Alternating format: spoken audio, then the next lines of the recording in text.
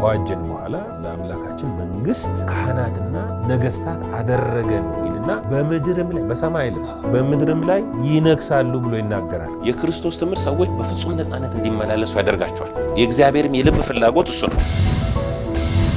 ይህ አይነቱ ወንጌል ሰዎችን አርነት ያወጣል። ለዚህ ነው እኛ ጨለማን አንሰብክም፣ ፍርሃትን አንሰብክም። ምክንያቱም የእግዚአብሔር መንግስት መገለጫዎች አይደሉም። ድል ማለት እምነታችሁ ነው። እምነታችሁ ዓለምን ያሸንፋል።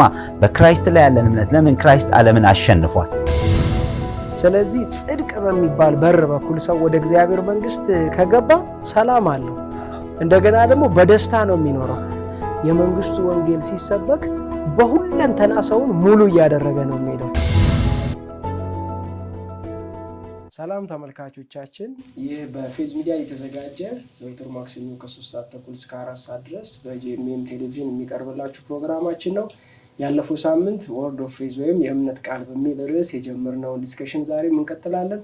አፖስትል ፍጹም ከሬማ እምነት አገልግሎት፣ ፓስተር ቴዲ ከጎስፕል ላይፍ፣ እኔም ፓስተር ያዕቆብ ከፓወር ሃውስ ፌዝ ቸርች በዚህ ያለው ሳምንት የጀመርነውን ያንን ዲስከሽን እናነሳለን። በተለይ በእምነት ትምህርት አቅጣጫ ያሉ የተሳሳቱ አመለካከቶች ወይም ደግሞ ወደ ሰዎች የደረሱ የተሳሳቱ ሀሳቦች የሚለውን እያነሳን ነበረ። አፖስትል ፍፄ ከሰው ማንነት ጋር በተያያዘ ያንን ስናይ ነበረ እና ማን ዘ ስፒሪት የሚለው ትምህርት ዋናው የትምህርቱ ሀሳብ የሰው መንፈስ በሰው ሁለንተና ላይ እንዲገዛ ነው። በተለይ ወደ ሰው ጆሮም ደግሞ የሚደርሱ የተሳሳቱ ነገሮች አሉ። ለምሳሌ ሁልጊዜ እንደምናነሳው ሮሜ ምዕራፍ 5 ሐዋርያ ጳውሎስ በጣም ስለ ጸጋ የሚያወራበት ቦታ ላይ ነው። ምዕራፍ 6 ላይ ይመጣና እንግዲህ ምን እንላለን? ጸጋ እንዲበዛ በኃጢአት ጸንተን እንኑርን ይላል። ከዛ ለኃጢአት የሞትን እኛ ወደፊት እንዴት ደግሞ ለእርሱ እንኖራለን? እና ትልቁ ስለ ጸጋ ሲያስተምር ለኃጢአት ሞታችኋል። ከእንግዲህ ለኃጢአት ባሪያ መሆን የሚችል አይደንቲቲ የላችሁ። በተለይ ኃጢአት ከአይምሮና ከሰው አካል ይልቅ ሙት የሆነ የሰው መንፈስ ላይ ነው ያለው። መጀመሪያ በኃጢአት አታክ የተደረገው። ስለዚህ ሰውን ከሚያደርገው የተሳሳተ ድርጊት፣ ከሚሰራው ከሚያስበው የተሳሳተ ሀሳብ ነፃ ለማውጣት መንፈሱ ዳግም ነው ተወልዶ። ሌላው ይሄ ማን ዘ ስፒሪት የሚለውም ደግሞ ትምህርት ሰው አይደንቲቲውን በትክክል ራሱን እንዲያውቅ፣ አንዳንድ ቦታ ለነፍስ የተጠቀሰውን ክፍል ለመንፈስ የተጠቀሰው ለነፍስ ያደረጉና ለምሳሌ ለትለት መዳናችሁን ፈጽሙ ይላል። በጥሬው አንድ ሰው ይሄ ነገር ካልገባው ይወስድና ደህንነትን ፕሮሰስ ያደርገዋል። ስለዚህ በየቀኑ የሚሰቃየውን ስቃይ ማየት ይቻላል። እነዚህ ነገሮች በደንብ የሚያጠራና ሰው ራሱን በክርስቶስ ማን እንደሆነ ለምሳሌ የዘፍጥረት መጽሐፍ ስናይ እግዚአብሔር ሰውን በመልኩና በምሳሌው ፈጠረ ይላል። ስለ እግዚአብሔር መንፈስ ነው ይላል። አሁን የትኛው የሰው ማንነት ነው በትክክል እግዚአብሔርን የሚመስለው? የእግዚአብሔር ኃይሌቱ ላይ ጽድቅ፣ እነዚህ ነገሮች የሚለው የቱ ጋራ ነው ያለው የሚለውን ለመረዳት ትምህርቱ በጣም አስፈላጊ ነው። በተለይ የሚያገለግሉ ሰዎች ይህንን ነገር በትክክል ሳይረዱ አንደርስታንድ ሳያደርጉ ባያገለግሉ ጥሩ ነው። ለምን? ትክክለኛውን የሰውን አይደንቲቲ አድሬስ ያደረገ ሚኒስትሪ አይኖራቸውም። እና ከዚህ ጋራ በተነሳ ትችት ያው ይህን ነገር አብሮ ይሰደባል። ግን ሀሳቡ ኃጢአት ለመስራት ወይም እንደፈለገ ኃጢአት ለማድረግ ተብሎ የተሰጠ ትምህርት አይደለም። ለዛ ላይ ሰንስ የሚሆንም አይደለም። ብዙ ጊዜ ሲሉ ይሰማል ኃጢአትን እንደፈለጉ ለማድረግ እና እንደዛ ብሎ ያስተማረ ሰው የገጥሞኝ ያቅም እስካሁን እንደ ማስረጃም ደግሞ አቅርቡም ሲባል ሁሉ ሰው እየተቀባበለ በአፉ ላይ ይሄንን ነገር ይለዋል እንጂ ይሄንን ነገር ይዞ የቆመ ሰው እስካሁን እኔ ገጥሞኝ ያቅም እና ከዚህ ነገር አቅጣጫ ያሉ የተሳሳቱ አመለካከቶች አሉ። ፓስተር ቴዲ ካንተ ጋርም እያነሳን ነበረ ባለፈው ሳምንት የመጀመሪያ ክፍለ ጊዜያችን ይዘጋ ነው። በዛው ብትቀጥል። እውነት ነው። አመለካከቶች ባለፈው ሳምንት አፖስትል ስለ ሰው ማንነት እንዲሁም ከፈውስ አንጻር ከብልጽግና አንጻር እነዚህን እያነሳ ነበር። ትምህርቶቹ ምንድነው? እኔም ባለፈው አንድ ለማንሳት ያልኩት ያነሳሁት ሀሳብ ምንድነው? ባለቀው በክርስቶስ ኢየሱስ ስራ ላይ የተመሰረተ ትምህርቶች ነው። ያለቀው ካልን ክርስቶስ ኢየሱስ ሁሉን ከፍሏል እያሉ ከዚህ በኋላ የክርስቶስ ኢየሱስ መስቀል ከንቱ እንዳይሆን ነው የምንለው። ለምን? የከፈላቸው ነገሮች ሁሉ በሰው ህይወት ላይ ፍሬን ማፍራት አለበት። ፊሊሞናም 1:6 ላይ እሱን ነው የሚያነሳው። በእኛ ያለውን በጎ ነገር ሁሉ በማወቅ ለክርስቶስ ኢየሱስ ፍሬ እንዲያፈራ ይላል እና ለትክክለኛ ፍሬን እንዲያፈራ በእኛ ውስጥ የተደረጉት የተከናወኑትን ነገሮች ሁሉ ማወቅ አለብን። አንደኛው ትምህርቶች የሰው ማንነት የሚለው ዋና ያስፈለገበት ሀሳብ ምንድን ነው?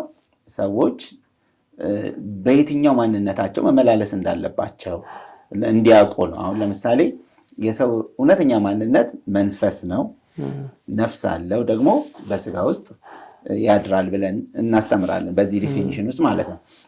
ይሄ ምንድን ነው ታዲያ የሚጠቅመው? ይህን ማወቅ ምንድን ነው? ሰው ብዙ ጊዜ መንፈስ ነው የሚባለው ሲነሳ እንደው የትምህርታችን ዋና ወርድ ኦፍ ፌዝ ቢሆንም ግን እችን ማንሳት ያስፈልጋል እና ምንድን ነው ቶሎ ሰዎች ይመጣላቸው ሰው መንፈስ ነው ሲባል ልክ የሚበር እንበራለን እንሾልካለን በቃ ይኸው ስጋ እነዚህ ነገሮች ግን ጭራሽ ከትምህርቱ ጋር ይገናኛል። የሰው ማንነትን የሰው ሪል ማንነቱ መንፈስ እንደሆነ ማወቁ ምን ይጠቅመዋል? አእምሮውን አድሶ ስጋውን እንዲገዛ ያስችለዋል። ይሄን ካላወቀ ግን በሁሉም ነው የሚመራው ማለት ነው። አንዳንዴ ሰዎች ሁለንተናችሁን ይቀድስ የሰላም አምላክ ሁለንተናችሁን ይቀድስ መንፈሳችሁ፣ ነፍሳችሁ፣ ስጋችሁ አይደለም ፈጽሞ ያለ ነቀፋ ይጠበቁ ስለሚል ሁለንተናችሁ ሲል መንፈስ፣ ነፍስ፣ ስጋ ይባልና ሰው ሁለንተና ነው ይባላል። እንደውም አንዳንዴ ደግሞ ሰው ነው የሚባልን ትምህርት አለ። በጣም የሚያስቀኝ ማለት ነው። መጽሐፍ ነው፣ ምድር ነው፣ መሬት ነው ተብሎ እንዴት ይፈታል? ሰው ነው አይባልም። እንደዚህ አይነት ዲፊኒሽን የለም። ሰው ምንድን ነው ከተባለ ሰውን መተንተን መቻል አለበት። ዲፋይን አድርግ ብባል አይደለም። እና አንዳንድ ሰዎች ሰው ነው በቃ ሲሉ ያገርመኛል። ሰው ከሆነማ ምንድን ነው በቃ ሁሉንም ዝም ብለን እንትን ነው እንላለን ማለት ነው። ግን ሰው ብሎ መጽሐፍ ቅዱስ ሲያስቀምጠው ስለ መንፈስ አይደለ ነፍስና ስጋን ያስቀምጣል። መጀመሪያ ግን የሚያስቀምጠው መንፈስን እንደውም ኦርደሩን እንኳን አናሳስተም። መንፈሳችሁ፣ ነፍሳችሁ፣ ስጋችሁ ነው። አንዳንድ ሰው ለስጋ ኮንሽስ ሲሆን ከስጋ ይጀምራል። ስጋ፣ ነፍስ፣ መንፈስ ይላልና ከስጋም ራሱ ንቃተ ህሊና ከስጋ መሆን የለበት ከመንፈስ ነው የሚጀመረው። ጌታ ኢየሱስ መንፈስ ህይወትን ይሰጣል፣ ስጋ ምንም አይጠቅምም። እኔ ነገርኳችሁ ቃል መንፈስ ነው ህይወት ነው ይላልና ኢየሱስ ነው እንደውም የእምነትን ቃል የእምነት ትምህርቶችን በአግባቡ ያስተማረው ክርስቶስ ነው። ከዛ ደግሞ በጳውሎስ ትምህርቶች ውስጥ በደንብ በስፋት እናገኛቸዋለን። ከሰው ማንነት ያነሳውበት ምክንያት ምንድን ነው? የሰው ማንነት ትሾልካለህ፣ ትበራለህ፣ ሰው መንፈስ ነው ስትል በዚህ የሚል ሳይሆን መንፈስ ገዢ ነው፣ የበላይ ነው። አዲስ ፍጥረት የሆነው እሱ ነው። ዳግም ስትወለድ አዲስ ዳግመኛ የተወለደውና አዲሱ ሰው የሆነው እሱ ነው። እሱን ስታቅ በአእምሯችሁ መታደስ ተለውጡ ተብላል። ነፍስን አድሰህ ስጋን ደግሞ እየጎሰምኩ አስገዛለሁ። ከሰበኩ በኋላ የተጣልኩ እንዳልሆነ አለ። ስጋዬን እየጎሰምኩ አስገዛለሁ አለ። ማን ነው አስገዢው? አይደለ? መንፈስ የሆነው እውነተኛው ማንነት ነው። እና መዝሙረ ዳዊትን ብናይ ኢዮብ መጽሐፍን ምሳሌ ብናይ እኮ የመንፈስ የነፍስ ስጋን በግልጽ በደንብ ያስተምረናል። ይሄ ግን ከመወሳሰቡ የተነሳ ሰዎች አሁን ላይ እንደውም የደረሱት ስሰማ ሰው ከንቱ ነው የሚል ሁሉ ሰማለሁ። አንዳንድ ሰው በቃ ሰው ከንቱ ነው ይባላል። ከሆነ አክሲደንት ጋር ደግሞ ያያይዙትና ሰው በቃ እንዲህ ነው ከንቱ ሰው በጣም ሰው እንዴት ከንቱ ነው ትላለህ? ሰው ከንቱ አይደለም። ሰው ክቡር ሆኖ ሳለ ነው የሚለው አይደለ? ክቡር ነው። ሰውን እግዚአብሔር ሲፈጥረው ክቡር አድርጎ ነው። ሰው ነው የሚባል ነገር የለም። ሰው ከንቱ ነው የሚባል ነገር የለም። ሰውን አውርደህ እንትን ማስቀመጥ አትችልም። እግዚአብሔር ያከበረውን አይደለ?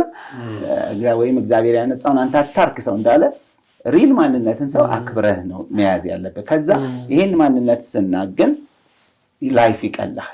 እዚህ ጋር የተወሳሰበበት ሰው ፓስተር ያዕቆብ ሁሉም ህይወት ላይ ነው የሚወሳሰብ። አንዴ ከተምታታ ኃጢአት የሚባለው ነው ኮንሽስ፣ ስጋ ነው የሚወራው፣ ኃጢአት ነው የሚወራው። እንዲህ ሰው እኮ ስለ ጽድቅ ነው መማር ያለበት አይደለ? ስለ ጽድቅ ተምሮ በጽድቅ አስተምሮ ውስጥ ነው ራሱን መግዛት የሚችለው አይደለ? እግዚአብሔር የኃይል የፍቅር ራስን የመግዛት መንፈስ እንጂ የፍርሃት መንፈስ አልሰጠንም ካለ ትኩረት የምናደርገው በተሰጠን ነው እንጂ ባልተሰጠን አይደለም። ከእንደገና ደግሞ እኛ ከእግዚአብሔር እናውቅ ዘንድ የእግዚአብሔር የሆነው መንፈስ እንጂ የዓለምን መንፈስ አልተቀበልንም ካለ እንዴት የዓለም መንፈስን እናስተናግዳለን? በተሰጠን በእግዚአብሔር መንፈስ በተሰጠን ራስን በመግዛት መንፈስ ሰዎች ያንን እውቀት ሲያውቁ ራሳቸውን ገዝተው ለክርስቶስ ኢየሱስ መልካም ፍሬ እንዲያፈራ ያደርጋል። ስለዚህ አንድ በወርድ ኦፍ ፌዝ ትምህርት ላይ በጣም አታክ የሚደረገው ሰው መንፈስ ነው፣ ነፍስ አለው፣ በስጋ ውስጥ ያድራል የሚለውን ትምህርት እንደ ልክ ነው ያስፈልጋል። እንደ እንትን ይቆጠርና እንዴ ምናምን ተብሎ ሰውየው እንደውም እንደ እብድ ይታያል። እንደ እብድ ከታየ መጀመሪያ መታየት ያለበት ጌታ ኢየሱስ አይደለ? ከመንፈስ የተወለደ መንፈስ ነው ያለው እሱ ነው ያስተማረን እና ከክርስቶስ ኢየሱስ ነው የተማርነው። ጳውሎስም ያን ነገር ደግሞ ብሪፍ አድርጎ የሰው ማንነትን በትኖ አሳየን። ዛሬ እኛ ጋር ይሄ እውነት ከገባን ይሄንን ለህይወት ለውጥ እናስተምራለን ለማለት። እኔ በዚህ ላይ ደግሞ አንድም ካየሁት ነገር አይደለም የሚሉ ሰዎች ትምህርት የላቸው። ካልሆነ ምንድን ነው ስትል የለም ሰውን መቃወም ብቻ በራሱ ስራ አይደለም። ይኸው ስትቃወም ያንተን የሆነ ሪያሊቲ ይዘህ ነው መሆን ያለበት እንጂ አይደለም ብሎ ሰው ምስኪን ነው። ሰው ደግሞ የመጣ ነገር አለ። ሰው ሁለንተና ነፍስንም መንፈስንም ሶስቱንም አንድ ላይ ጨፍልቆ ይህ ትክክል አይደለም። ዕብራውያን ላይ ስንለያያቸው ነፍስን መንፈስን ጅማትን አቂያላ እስኪ ላይ እና እኛ አይደለም የሚለየነው የእግዚአብሔር ቃል ራሱ ይለየዋል። ስለዚህ ሰው አይደንቲቲውን በተመለከተ ለመረዳት ላይቶ ወደሚያስቀምጠው ወደ እግዚአብሔር ቃል መምጣት አለበት። በጣም ከባድ ይሆን ይሄንን ሰው ካልተረዳ ቅድም እንዳልከው ከዚህ በኋላ ስለ መንፈሳዊ እድገት ለማውራት በመንፈሳዊ እድገት አቅጣጫ ለመስራት መሰረታዊ የሆነውን ነገር ይሄንን ካልተረዳ በጣም ከባድ ነው። ለምሳሌ ዘፍጥረት ላይ በመልኩና በምሳሌ ፈጠረ ይላል እና የትኛው ማንነቴ ነው እግዚአብሔርን የሚመስለው? መንፈሴ ነው፣ ነፍሴ ነው፣ ስጋዬ ነው የሚለው ይሄን ሰው ካልገባ የፈለገ ነገር ቢመጣ ስፒሪቹዋሊ ማደግ አይችልም። ስፒሪቹዋሊ ደግሞ ካላደገ ገላትያ ላይ ይናገራል በመወለድ መብት አለው፣ ልጅ ነው። ላይፍ ስታይሉ ግን እንደ ባሪያ ነው። ባሪያ ሲል የኃጢአት ባሪያ ነው የሚያደርገው። መንፈሱን በትክክል ካላንቀሳቀሰ፣ አይምሮን በትክክል ካላደሰ ስጋውን ማስገዛት አይችልም። እና ጥሩ ነገር ነው ፓስተር ቴዲ ያስቀመጥከው። አፖስትል ፍፄ መልካም ነገር የተነሳው አሁን እንግዲህ ምንድነው እንደ ስህተት የተቆጠረበትና የሚጠቀሱት በሌሎቹ ዘንድ እንደ የእምነት ቃል እንቅስቃሴ ወይም የእምነት ቃል ትምህርት ተብሎ የሚለው እንግዲህ ባለፈው ሳምንት በደንብ አስቀመጠ። መነሻው የእግዚአብሔር ቃል ነው፣ ስክሪፕቸር ነው ብለንና እንደውም ያዕቆቤ በተለይ የክርስቶስ ትምህርት ላይ ያተኩራል የሚለው ነው። በጥንቃቄ የክርስቶስ ትምህርት የሚለው ላይ እናተኩራለን። ምክንያቱም የእምነት ምንጭ እሱ ነው ብለን ስለምንል። እንደውም ሮሜ ምዕራፍ 10 ላይ ሲናገር እምነት ከመስማት ነው፣ መስማትም በክርስቶስ ቃል ነው ይላል እና ካልሰሙስ እንዴት ያምናሉ? ያለ ሰባኪስ እንዴት ይሰማሉ? የሚለው ቃል ተያይዞ እምነት ዝም ብሎ የሚፈጠር ነገር ሳይሆን በመስማት የሚመጣ ነው። ምን እንስማ? የእግዚአብሔር ቃል፣ ስፔሻሊ ደግሞ የክርስቶስን ቃል። ያዕቆቤም በሚገባ ሲናገር ነበረ ባለፈው ሳምንት። የክርስቶስ ቃል ስንል ክርስቶስ እንዲያደረገ እንዲሰራ እንዲፈጠረ በምድር ላይ ሲመላለስ የነበረውን ሳይሆን የመጣበትን ዓላማ ፉልፊል ያደረገውን ዓላማ ያውም የእግዚአብሔር አይደል? የእግዚአብሔርን ፍቃድ በእጁ ተከናወነ። እግዚአብሔር ፍቃድ የተገለጠው በግልጽ የተገለጠው በክርስቶስ ኢየሱስ የመስቀል ስራ ነው። ይሄ the finished work of Christ የሚለው የተጠናቀቀ የክርስቶስ ስራ የእግዚአብሔር ተሰውሮ የነበረው የእግዚአብሔር ፍቃድ የተገለጠበት ነው። እግዚአብሔር እንዴት ለሰው የሰጠው ቦታ ስፍራ። አንዳንድ ጊዜ ምን ይባላል? ለምሳሌ አሁን እግዚአብሔር ሉዓላዊ ነው ይባልና እግዚአብሔር ሲፈልግ ነው የሚፈውስ፣ እግዚአብሔር የወደደውን ያድናል፣ እግዚአብሔር የወደደውን ይገላል፣ እግዚአብሔር ሉዓላዊ በሚል ስም ነው። የእምነት ቃል እንቅስቃሴ ወይም ደግሞ እኛ የምናስተው የወርድ ኦፍ ፌዝ ቲቺንግ የእግዚአብሔርን ሉዓላዊነት አይክድም ፈጽሞ። እግዚአብሔር ሉዓላዊ ነው እንላለን፣ ግን በዚሁ ደግሞ እግዚአብሔር ለሰው በሰጠው መብትና ለሰው በሰጠው ኃላፊነት እግዚአብሔር ጣልቃ አይገባም ብለን እንላለን። ለምሳሌ አንዱ የምናስተምረው ትምህርት ስልጣን፣ በዛ ምን ይላሉ? ለእግዚአብሔር ያላቸው ቦታ በጣም አነስተኛ ነው፣ ሰው ተኮር ናቸው ይባላል። ለምሳሌ ሰው ተኮር ነው፣ ሰው ነው፣ በቃ ሁሉ ነገራቸው ስለ ሰው ነው። ሰው ይሸታል። እንደውም ስብከታችን ሰው ካሸተተ እኛ እንደውም መስበክ የለብንም ነው የምንለው። ምክንያቱም ወንጌል ለሰው ነው፣ መዳን ለሰው ልጆች ነው የመጣውና ሰውን ማተኮር አለብን። ሰዎች በባርነት ኖረዋል፣ በኃጢአት ባርነት ኖረዋል፣ በሰይጣን ባርነት ኖረዋል፣ ተገዝተው ተሽጠው ከደረጃ በታች ኖረዋል። ስለዚህ ኢየሱስ ክርስቶስ መጥቶ በመስቀል ላይ በሰራው ስራ ሰው ወደ እግዚአብሔር ወደ አየለት ስፍራ ሰጥቶታል። ለምሳሌ እግዚአብሔር በሰው ጣልቃ አልገባም። ለሰው በሰጠው ኃላፊነት የደንገነት ጣልቃ አልገባም፣ ጣልቃም አይገባም። ይሄ እግዚአብሔር ሉዓላዊ እንዳልሆነ አያሳይም። እግዚአብሔር ሉዓላዊ ነው፣ ግን እግዚአብሔር ደግሞ ላወጣው ፕሪንሲፕልና ህግ ስርዓት ይገዛል። እንደፈለገ አያደርግም። እግዚአብሔር መብቱን ቢኖረው ማንነቱም እንደዛ ቢሆን ግን ያከብራል። ላወጣው ነገር ክብር ይሰጣል። ሰው ጣልቃ አይገባም። ለምሳሌ በሰው ላይ ጣልቃ መግባት ይችል ነበር ኤደን ገነት። ሰይጣን መጥቶ ሲያሳሰተው ዝም ሉዓላዊ ስላልሆነ ነው እንዴ? አይደለም። ለሰው አንዴ ሰጥቶታልና አስተዳደር ብሎታልና ሰው እንዲያስተዳድር ስለፈለገ ነው። እና የእግዚአብሔር ሉዓላዊ እንደዚህ ኩዌስችን እንዴት ይደረጋል? አሁን የእምነት ቃል እንቅስቃሴ ወይም ወርድ ኦፍ ፌዝ የሚያስተምር ለሰው የተሰጠው መብት መጠቀም አለበት። ከእግዚአብሔር የተቀበለው ለምሳሌ ስለ ስልጣን ስንናገር አንድ ታላቅ አስተማሪ ምን አሉ? እግዚአብሔር በሰው ስልጣን ጣልቃ ይገባማል። እግዚአብሔር ስልጣንን ሰጥቶ ለሰው እግዚአብሔር አጋንንትን አይመታለትም። አይችልም እንዴ? ይቀጠቅጠዋል ከፈለገ። ግን ለሰው ተሰጠ፣ አንተ ስልጣንን ተጠቀማለው። ይሄ ማለት ሰው ማንነቱን አውቆ እንግዲህ ሰው ማንነቱ ሰው መንፈስ ነው፣ ነፍስ አለው፣ በስጋ ውስጥ ይኖራል የሚለው ትምህርት ሰው በሰይጣን ላይ ስልጣን እንደተሰጠው እንዲያውቅ ያደርገዋል እንጂ ስጋህን አይተህ ያለን የአእምሮ ዕውቀት አይተህ ስልጣንን መጠቀም አትችልም። ማንነትን ሰጣው ከክርስቶስ በእግዚአብሔር በክርስቶስ ኢየሱስ አዲስ ፍጥረት መሆንህንና በእግዚአብሔር መልክና ምሳሌ የነበረው ማንነት እንደተመለሰ ለሰጣው ስጋህ እሱን አይናገርም። አስተሳሰብ አእምሮ አይናገርም። የእግዚአብሔር ቃል ግን ስላንተ ስለወተኛው ማንነት ሲናገር ያለምንም ድጋፍ በተሰጠ ስልጣን ኤክሰርሳይዝ ማድረግ ትችላለህ። ሰው ማንነቱን ሲያውቅ ነው። ለምሳሌ እና ኢየሱስ እባብና ቂንጡን ትረግጡን በጠላት ኃይሉ ላይ ስልጣን ሰጠኋችሁ የሚጎዳችሁም የለም ብሎ ሲል ለሰው ስልጣን እንደተሰጠ ይናገራል። ይሄ ነው የእምነት ትምህርት።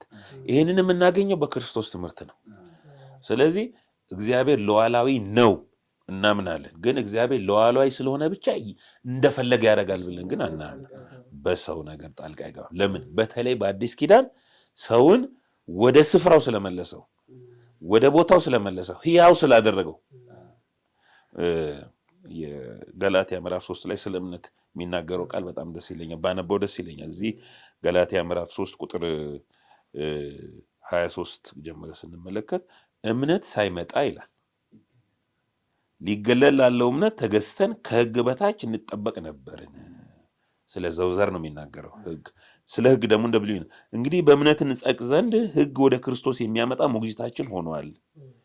እምነት ግን መጥቷልና ከእንግዲህ ወዲህ ከሞግዚት በታች አይደለንም ይላል። ከፍ ለምን ስንመለከት ቁጥር 1 ላይ እንግዲህ ሕግ የእግዚአብሔር የተስፋ ቃል የሚቃወም ነውን? አይደለም። ሕያው ሊያደርግ የሚችለው ሕግ ተሰጥቶ ቢሆንስ በእውነት ጽድቅ ሕግ በሆነ ነበረ ይላል። ሕግ በመጣ ጊዜ ሕግ ሕይወትን ሊሰጥ አልቻለም። ምን ማለት ነው? የሰው ችግር መሞት ነው። ሕግ መጥቶ ለሰው ሕይወትን መስጠት አልቻለም። ስለዚህ ሰው ወደ ቦታው መመለስ አልቻለም። ከባርነት መውጣት አልቻለም። እምነት ግን በክርስቶስ መጣ ይላል። በመጣ ጊዜ ሰውን ምን አደረገው? ሕያው አደረገው። ስለዚህ እግዚአብሔር ለሰው የሰጠው መብት አሁን አንዳንድ ጊዜ ሰውን ባለመብት ያደርጉታል ይላል። አዎ ባለመብት ነው። ሰው ባለመብትማ ነው አይደለም።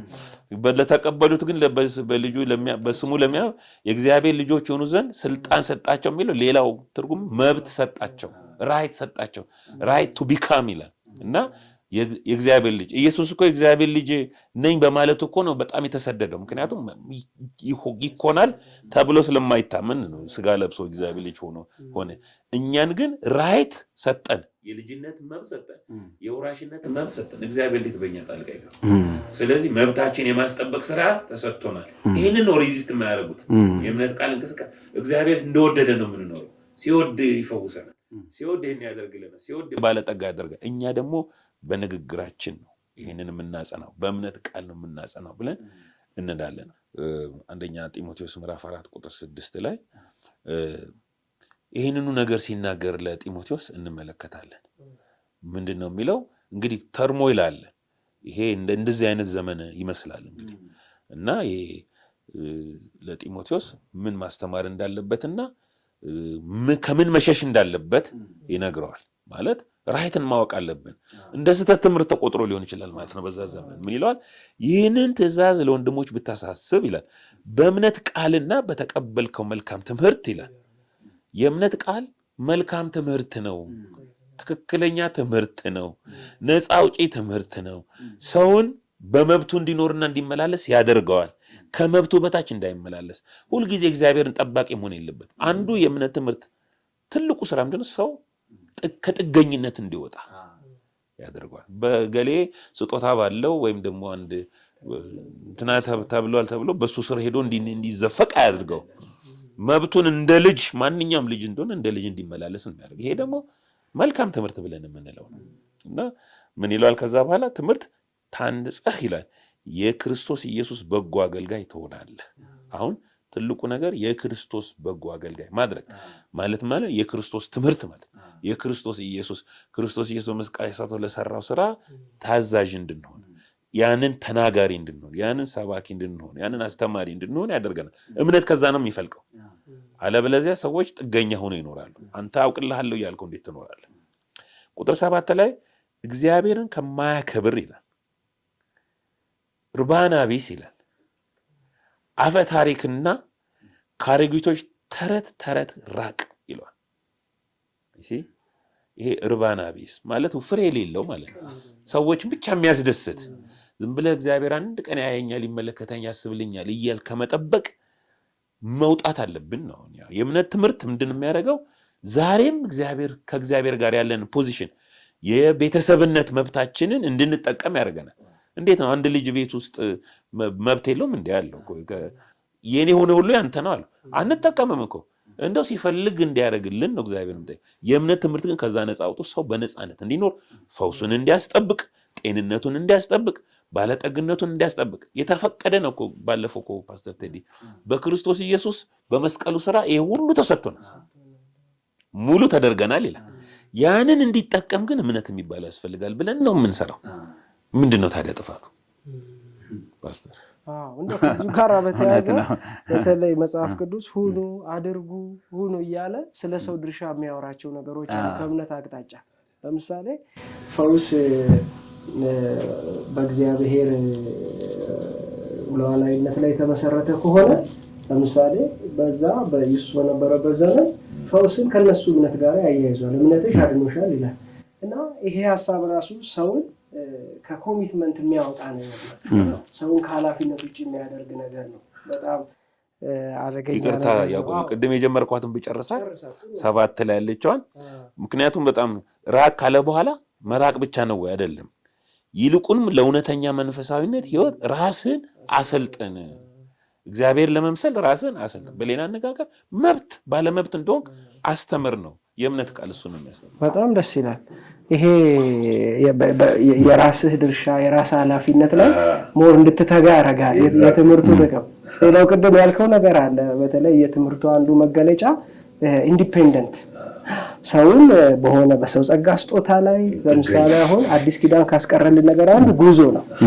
ጉዞ በቃ ቀርቷል ለምን በልብን በአፍም ሆኖ ቀርቦልሃል ብሏል እና እዛ ጋር እንትን ተነስተዋል እዚህ ጋር እንትን ተነስተዋል አትልም እንዲያውም በውስጣችሁ የተተከለውን ቃል በዋህነት ተቀበሉ ይላል ፓስተር ቴዲ እንደው ከዚህ የሚቀጥል እኔ ምንጭ ሉዓላዊነቷ ትንሽ ብጨምር ደስ ይላልና አስተምሮ የእግዚአብሔር ሉዓላዊነት አይቃወም ምክንያቱም እግዚአብሔር ሉዓላዊ አምላክ ነው ሉዓላዊ የሚለው ግን የሐሳብ ግን የምንቀበለው ከምን ተነስተን ነው ከቃሉ ፍቺ ነው ሉዓላዊ የሚለው እግዚአብሔር የበላይ እንደሆነ ገዢ እንደሆነ በራሱ የቆመ አምላክ እንደሆነ ሉዓላዊ ሲል የሚሰጠው የዲክሽነሪውን ነው እንጂ የሪሊጂየስ የሃይማኖት ፍቺ አይደለም የሃይማኖት ፍቺ አሁን እኛ እናቆም እኮ አሁን ሰዎች የሚፈቱት ሉዓላዊ ማለት እግዚአብሔር የወደደውን ያደርጋል ግን ሉዓላዊ ወይም ሶቨርኒቲ ብለህ ሰርች ብታደርግ ግን የወደደውን ያደርጋል የሚባል ነገር የለም እንዴት የወደደው እግዚአብሔር እኮ ሁሉን ቻይ ነው ግን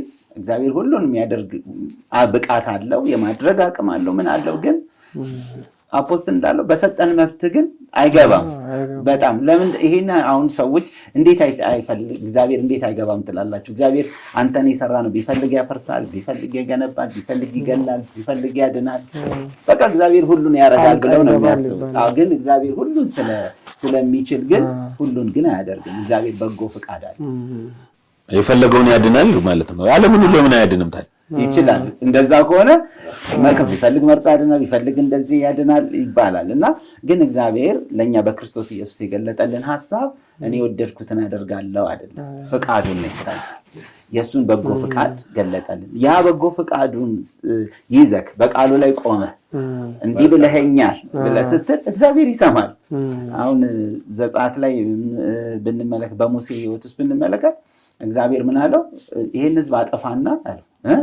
አጠፋና አንተን ደግሞ ለብዙ ሕዝብ አደርግሃለሁ አለ ሙሴ መሃል ላይ ገባ እንደ እግዚአብሔር ለምን አለው ለአብርሃም ለይስሐቅ ለያዕቆብ የማልከውን አስብ እንጂ ደግሞ ከግብጽ ያወጣቸው በምድረ በዳ ሊገላቸው ነው ይሉናል ሲል ይላል እግዚአብሔርን ሊያደርግ ካሰበው ክፋት ተጸጸተ ይላል ለምንድን ነው የተጸጸተ ለምን ተመለሰ መጸጸት እንግዲህ አስቡት መመለስ ነው ምን እንደሚያሳየው እግዚአብሔር ለቃሉ የሚኖር አምላክ ለኪዳኑ የሚኖር አምላክ ነው እንጂ ስለወደደ ብቻ የሚያደርገው ነገር የለም ለዚህ ነው ሰዎች እንድንጸልይ መብት የተሰጠን ብንማልድ መልካም እንደሚያደርግ የሆነ ነገር ብንመለስ እግዚአብሔር እንደሚመለስ አይደል እያንዳንዱ ኤቭሪ ፕሮፌሲዎች በኦልድ ቴስታመንት ብናያቸው ኮንዲሽናል ናቸው ብትመለሱ እመለሳለሁ እያለ ነው የተናገረውና እግዚአብሔር አንዴ ይሄንን የማድረግ ብቃት አለውና ሁሉን ያደርጋል አይደለም እንደውም አንድ ተወደደ እግዚአብሔር ሰው አንዴ ሲያስተምር ምን አለ አባት ትንሽ ልጁን እንደፈለገ ማድረግ ይችላል ሲያናደው ቢፈልገው መምታት ቢፈልገው የሆነ ነገር ማድረግ አቅሙ አለው ግን አቅሙ ስላለው ይጨፈልቀዋል ያን ልጅ እኛውን የመጨፍለቅ ሁሉ አቅም አለ ንጻል ልጅ ግን ያን ታረጋለህ አታረግም ቢኮዝ በጎ ፍቃድ አለ እግዚአብሔር በሱ የሚሰራው ለዚህ ነው ሮሜ 12 ላይ የእግዚአብሔር በጎ የሆነው ፍቃድ አይደል ፍጹም በጎ ደስ የሚያሰኘው ምን እንደሆነ ፈትናችሁ ታውቁ ዘንድ ባይምሯችሁ መታደስ ተለወጡ እንጂ እናለም አትምሰሉ የእግዚአብሔርን በጎ ፍቃድ ለይተን ማወቅ አለብን ፍጹሙን ፍቃድ ማወቅ አለብንና የእግዚአብሔር ሉዓላዊነት የወደደውን ይገላል ያነሳል ይጥላል ያጠፋል በሚል የተመሰረተ አይደለም እግዚአብሔር ሐሳቡን ያቀርባል ያ በክርስቶስ በተገለጠው ሐሳብ ላይ ቆመን ጸሎታችን እዛ ላይ ነው የተመሰረተው እምነታችን እዛ ላይ ነው የተመሰረተው እያንዳንዱ ነገር እግዚአብሔር ለኛ ባለው በጎ ፍቃድ ላይ ነው የተመሰረተው እንጂ ሉዓላዊነት ብለን እንደሱ አይደለም እንጂ አዳምንም እኮ ይችል ነበር ግን ጌታ ከነመውጫው ነው እንመጣበታለን ከነመውጫው ነው ያስቀመጠላቸው አይደለ የማዳኑንም ፐርፐዝ የማዳኑንም ነገር እኮ አብሮ ሪቪልድ አድርጓል እና እግዚአብሔር አናደርከኝ ብሎ ሁሉንም ያደርግ አይደለም ለሰዎች ሰዶምና ጎሞራ ላይ እንኳን ባገኝ እምራለሁ ብሏል አየህ በጎ ፍቃዱን ሁሌ ይገልጣል ለሰዎች ስለዚህ እግዚአብሔር የወደደውን ያደርጋል ይገላል ማለት ይገላል ይደፋል ማለት ስለቻለ ዓለምን በአንድ ደቂቃ ማጥፋት ይችላል ስለቻለ ግን አያጠፋም ቃሉ አለ ያን ለማንሳት ነው በተለይ ከባህሪ ጋር አብረው ማይሄዱ ከማንነቱ ጋር አብረው የማይሄዱ ነገሮች አሉ አሁን ስለዚህ ሐሳብ ለመናገር መጀመሪያ የእግዚአብሔርን ፈቃድ ማወቅ አለበት አንድ ሰው ሐና ጋር ይሄዳል ነገር ግን እግዚአብሔር ራሱን በሙላት የገለጠበት ኪዳን አለ ያ ኪዳን ይባላል እርሱም ክርስቶስ ነው አሁን ስለ አንድ ነገር ለመመስከር አንድ ሰው ከሚመሰክረው ነገር ጋር ያለው ግንኙነት ምንድነው ይባላል